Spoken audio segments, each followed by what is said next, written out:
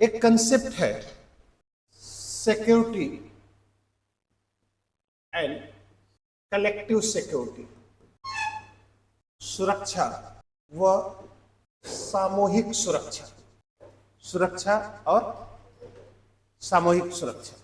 ठीक है, ये एक थियरी का पार्ट है, वो टॉपिक आएगा तो हम बात करेंगे, लेकिन इतना जानना, मान लीजिए A B C D E F G H I J,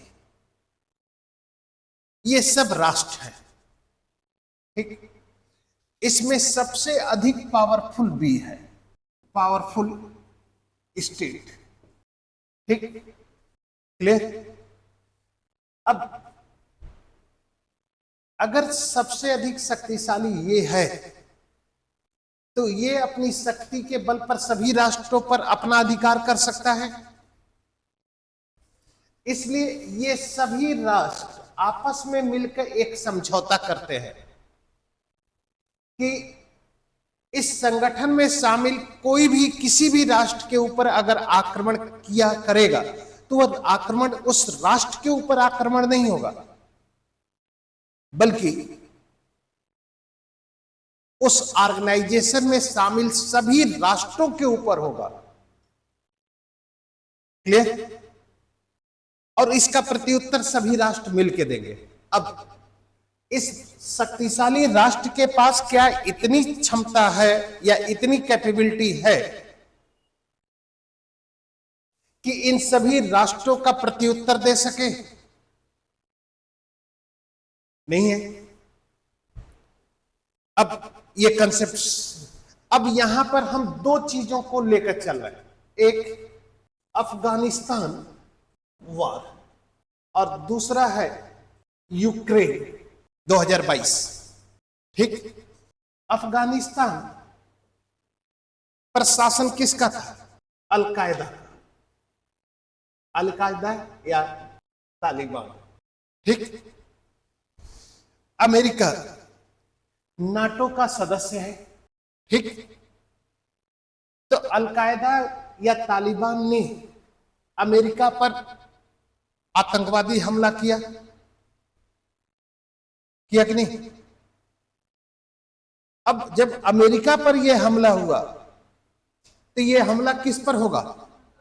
NATO पर, और इसीलिए नाटो सैनिकों ने अफगानिस्तान पर आक्रमण कर दिया। इसीलिए कहा जाता है इस सामूहिक सुरक्षा के लिए कंसेप्ट है कि एक सबके लिए, सब एक के लिए, यानी one is all is one. अब इसी तरह की ट्रीटी भारत 1971 में सोवियत संघ से किया, कल सुना होगा, जिसमें कहा गया कि सोवियत संघ पर आक्रमण भारत पर आक्रमण माना जाएगा और भारत पर आक्रमण सोवियत संघ पर माना जाएगा। ठीक है, सोवियत संघ पर कोई आक्रमण कर सकता था उस समय, आक्रमण किस पर होगा? भारत पर। और यहीं पर प्रश्रय मिल गया कि उन्होंने सोवियत संघ से इस तरह की संधि, इसलिए जब पाकिस्तान ने भारत पर अटैक किया तो यह अटैक किस पर माना गया? सोवियत संघ ने आपको सपोर्ट। ठीक, अब दूसरा पहलू, रसिया जो है वह साम्यवाद का उत्तराधिकारी स्टेट है। ठीक, और रसिया के पावर के बढ़ने से अमेरिका के प्रभाव में कमी आएगी, तो अमेरिका को चेक एंड बैलेंस करने के लिए, रसिया को चेक एंड बैलेंस करने के लिए अमेरिका उसके पड़ोसी राष्ट्रों को नाटो में शामिल कराने का प्रयास करेगा। यूक्रेन को नाटो में शामिल करा रहा था, इसीलिए रसिया ने यूक्रेन पर क्या, समझोगे नहीं? तो रूस कभी भी चाहेगा कि अमेरिका उसके नजदीक आ जाए। यही कंसेप्ट चाइना पर भी लगाओ। चाइना कभी भी चाहेगा कि अमेरिका उसके पास आ जाए, और भारत और अमेरिका की बढ़ती हुई नजदीकियां चाइना के लिए क्या है? चलो हेडिंग डाल दो, क्यूबा संकट 1962। Cuban crisis 1962। ठीक है, चलिए। क्यूबा संकट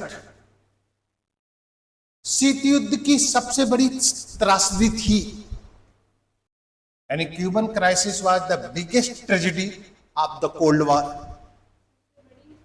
त्रासदी थी, लिखना पड़ेगा, त्रासदी।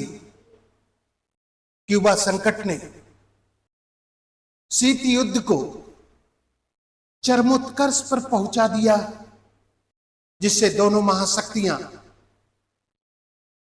युद्ध के दरवाजे पर खड़ी हो गई। यदि दोनों महाशक्तियों ने संयम का परिचय नहीं दिया होता तो तृतीय परमाणु विश्व युद्ध हो सकता था। ठीक, पैराग्राफ चेंज कर दो। क्यूबा अमेरिका से 40 मील की दूरी पर स्थित एक द्वीप है, जहां पर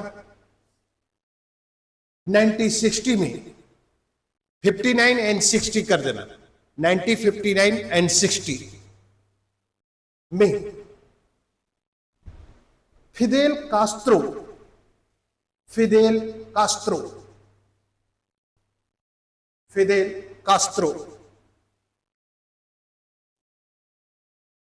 के नेतृत्व में एक साम्यवादी सरकार की स्थापना हुई। इस साम्यवादी सरकार ने अमेरिकी विरोध के बावजूद व्यापक सामाजिक आर्थिक परिवर्तन नीतियों को प्रारंभ किया।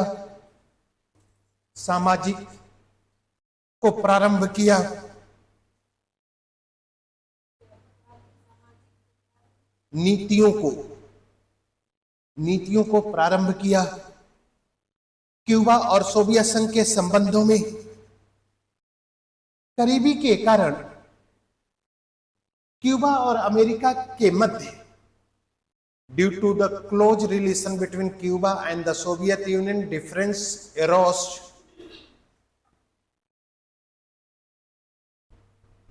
क्या लिखा? Arose between Cuba and America. क्या लिखा तुम लोगों ने? मध्य नहीं, क्यूबा और अमेरिका के मध्य मतभेद उत्पन्न हो गया, जिससे अमेरिका ने 1961 में क्यूबा से अपने सभी रिलेशन समाप्त कर लिए। इस स्थिति का लाभ उठाते हुए सोवियत संघ ने क्यूबा में परमाणु मिसाइलों से युक्त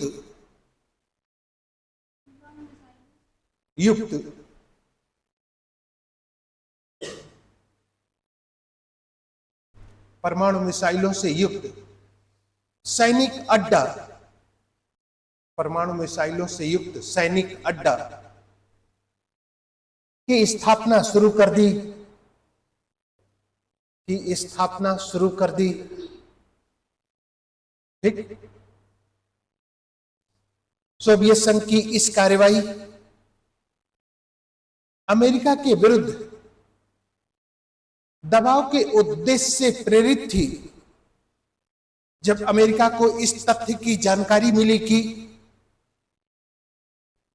सोवियत संघ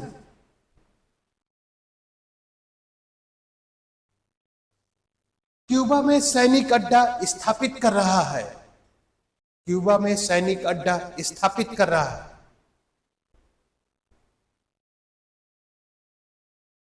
तो सोवियत संघ की इस कार्रवाई को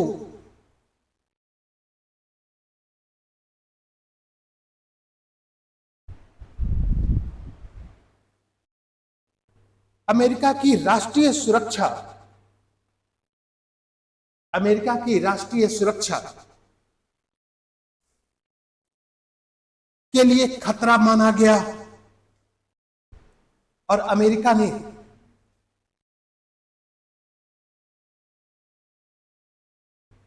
क्यूबा की चारों ओर से सैनिक नाकेबंदी कर दी, अर्थात क्यूबा की ओर जाने वाली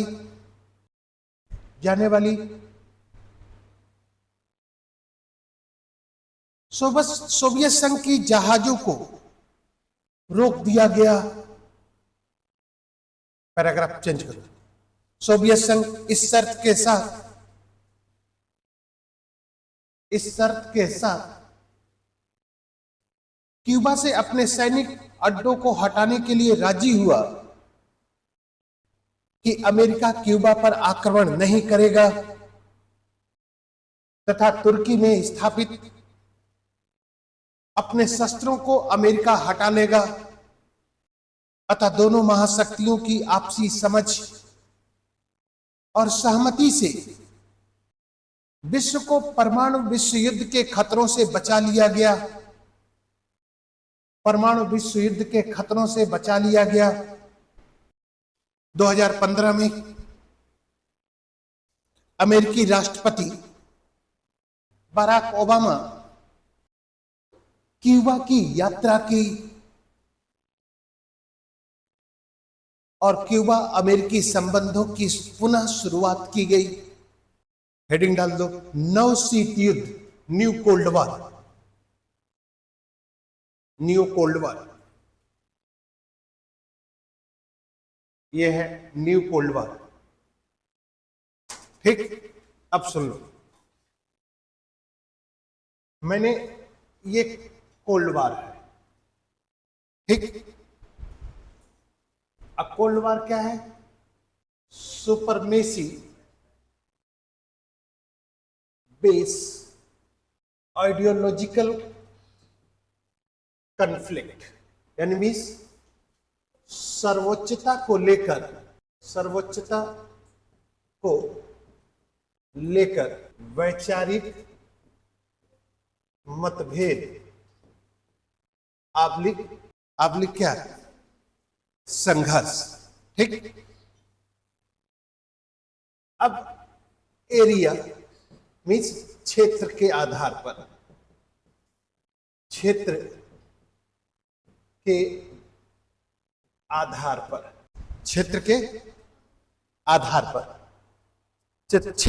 आधार पर अगर देखा जाए तो ये चीज दो भागों में डिवाइड हो गया, ठीक। एक शीत युद्ध या कोल्ड वॉर और एक हो गया नव शीत युद्ध। अब एरिया के बेस पर सर्वोच्चता को लेकर संघर्ष है। जब दोनों महाशक्तियों के मध्य, ठीक, सर्वोच्चता को लेकर संघर्ष यूरोप की धरती पर चल रहा था, यानी मीन्स शीत युद्ध है यूरोप, ठीक। शीत युद्ध क्या है? यूरोप, यानी मीन्स कि यूरोप की धरती पर सर्वोच्चता को लेकर क्या चल रहा था? संघर्ष चल रहा था, इनडायरेक्ट वॉर चल रहा था। तो जब सर्वोच्चता को लेकर यूरोप की धरती पर संघर्ष चल रहा था, तो ऐसी स्थिति में उसे कोल्ड वॉर कहा गया, ठीक। अब यह cold war is a ideological conflict between two super power.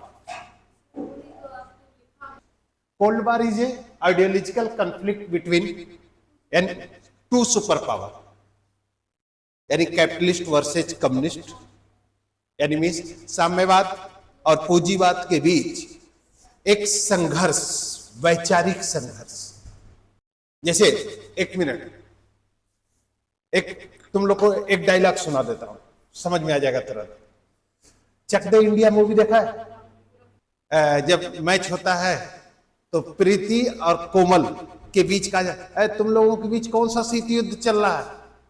यही कोल्ड वॉर। यानी हम प्रत्यक्ष लड़ नहीं रहे हैं, बल्कि लड़ किससे रहे?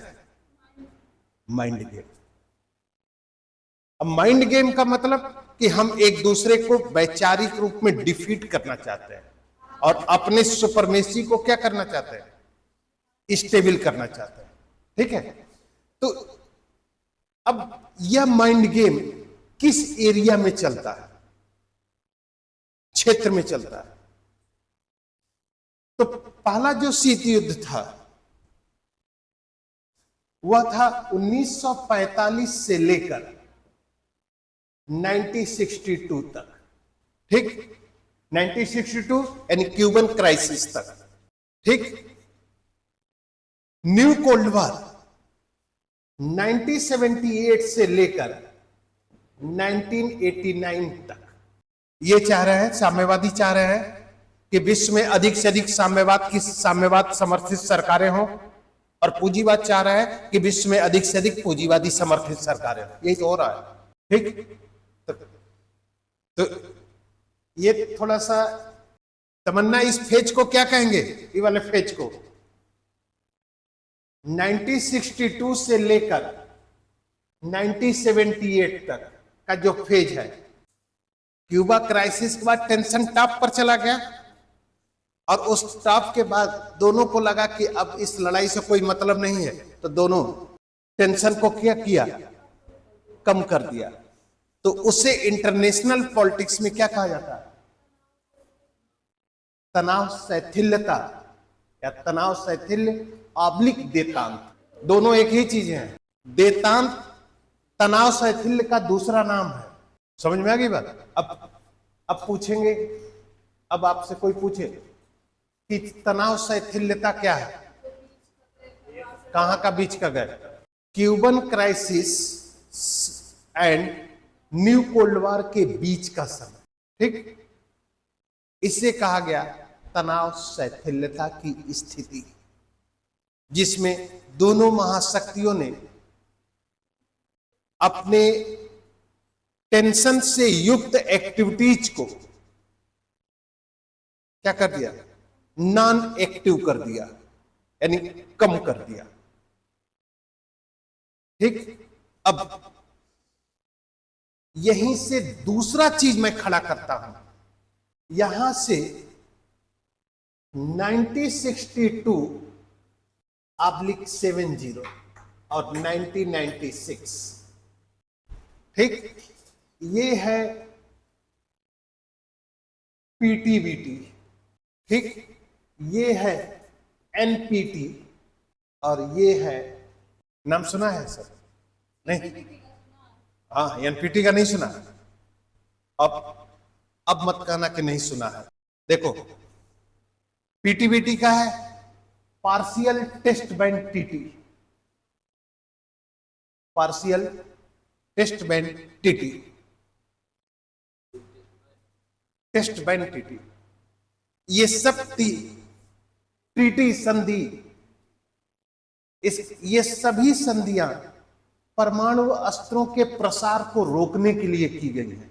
इंटरनेशनल पॉलिटिक्स में सिर्फ एक ही भाषा समझी जाती है और बोली जाती है, और वह भाषा है जिसकी लाठी उसी की भैंस, जिसकी लाठी भैंस उसी की होगी। इसलिए भैंस पर अपना कब्जा बनाए रखने के लिए अपने लाठी में क्या करो, मजबूती लाओ। और जिस दिन मजबूती खत्म हो जाएगी, दूसरा शक्तिशाली आएगा, भैंस को खोल के क्या करेगा। समझ में आ गई बात। और एनपीटी को कहा जाता है न्यूक्लियर पोलराइजेशन टेस्ट, नाभिकीय परमाणु अप्रसार, पोलराइजेशन टेस्ट, अप्रसार संधि। और इसको कहा जाता है कि कंप्रिहेंसिव टेस्ट बैंक टीटी, कंप्रिहेंसिव टेस्ट बैंक टीटी, यानी व्यापक परमाणु प्रतिषेध संधि। क्लियर? व्यापक परमाणु प्रतिषेध संधि, कंप्रिहेंसिव टेस्ट बैंक टीटी। ठीक, क्लियर हो गया। अब यही टॉपिक आना था, इसलिए मैंने उस टॉपिक को रिलेट किया था आपको कि अब मैं न्यूक्लियर पॉलिसीज पर जिक्र करूंगा। इसके बाद यहां पर 1998 में यहां पर लिख लो 1974 और 1998। 1974 में है फर्स्ट न्यूक्लियर टेस्ट इंडिया, ठीक, और यहां पर है सेकेंड न्यूक्लियर टेस्ट इंडिया। एक चीज बता दे भाई, हम तो समझ नहीं पा रहे हैं क्या तुम लोग, तुम कोई भी सामान 2 बार क्यों खरीदते हो? जरूरत नहीं, तुम्हारी क्षमता भी तो डिपेंड करती है कि पैसा है कि नहीं है, तुम्हारी कैपेबिलिटी भी तो डिपेंड करती है। 1974 में आपके पास इतनी कैपेबिलिटी थी? बताइए, थी उतनी कैपेबिलिटी? और दूसरी बात, अब एक सवाल मैं तुम लोग से पूछता हूं, ठीक है, लिख लीजिए कि भारत, कहीं भी सवाल लिख लीजिए, भारत जब कभी भी, नहीं एक मिनट रुक जाओ, सवाल क्वेश्चन बदल देता हूं। भारत ने अब तक 2 परमाणु परीक्षण किए, वे सभी परमाणु परीक्षण भूमिगत परीक्षण थे।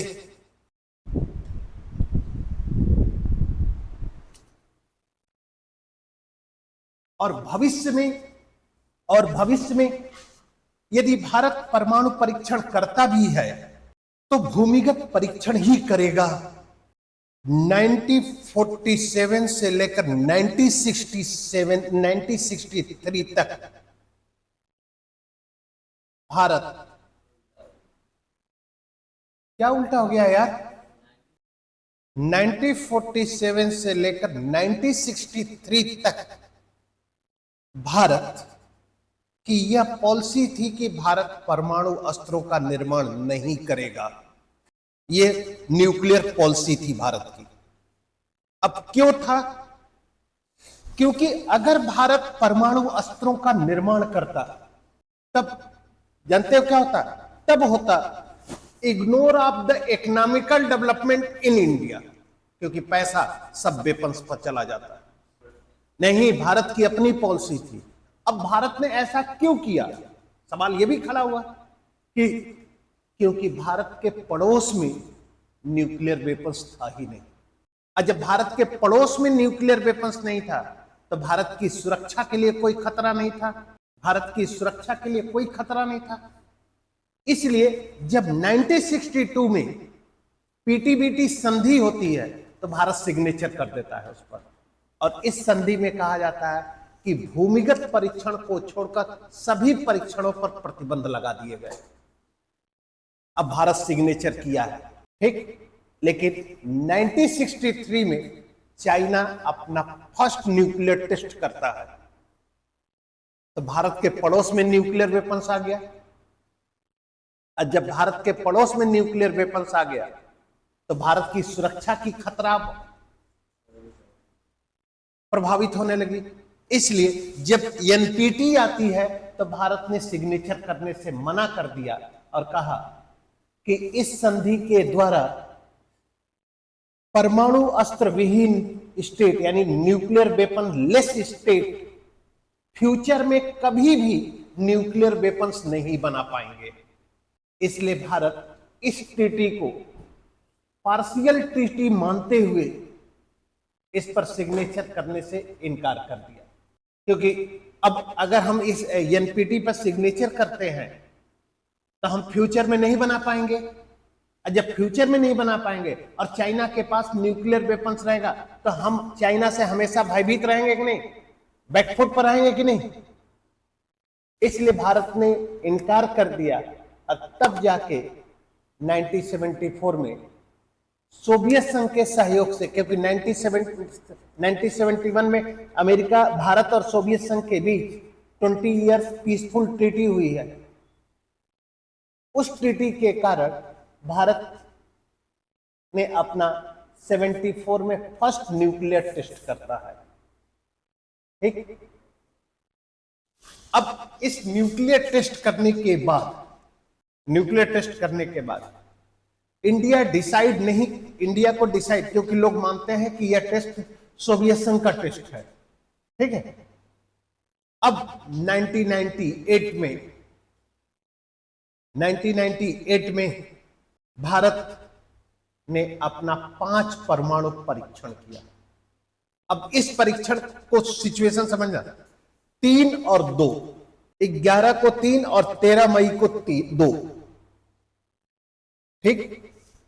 11 मई को 3 टेस्ट कर दिए गए, अभी हम आपको समझ में आ जाएगा पूरा। 11 मई को 3 टेस्ट कर दिए गए और 13 को 2 किए। ये भारत की डिप्लोमेसी थी। भारत की क्या थी? डिप्लोमेसी थी कि 11 मई को परीक्षण करने के बाद इंटरनेशनल लेवल पर जो भी रिएक्शन आएगा उस रिएक्शन को हम देख लेंगे, ठीक। और उस रिएक्शन का अगर कोई प्रत्युत्तर नहीं दिया जाता है तो इंटरनेशनल लेवल पर यह छवि जाएगी कि भारत डर गया। इसलिए भारत ने सोचा कि इंटरनेशनल लेवल पर जो भी रिएक्शन आएगा उसका रिएक्शन हम अपना 2 परीक्षण करके देंगे, ठीक। इसलिए 13 मई को 2 परीक्षण, और ये दोनों परीक्षण मिला लो 5। तो भारत ने न्यूक्लियर वेपन्स भी गेन किया,